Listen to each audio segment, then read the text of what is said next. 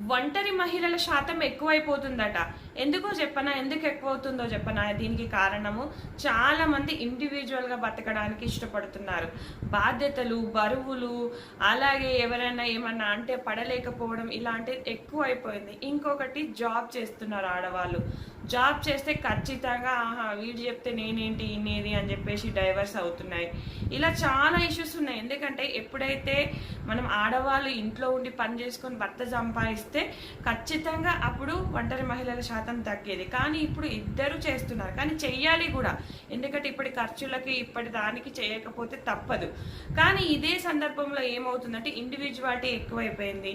Self respect ఎక్కువైపోయింది. So దానివల్ల నువ్వంటే ఎంత, నేనంటే ఎంత పడలేకపోవడం ఎక్కువైపోయింది. సో డైవర్సీలు ఎక్కువైపోతున్నారు. దీనివల్ల కూడా ఒంటరి మహిళల శాతం అనేది ఎక్కువ అవుతూనే ఉంది. ఇంకా ముందు ముందు పెళ్లి చేసుకోవడానికి కూడా ఇష్టపడతలేరు. ఇప్పుడే పెళ్లి చేసుకోవడానికి ఇష్టపడతలేరు చాలా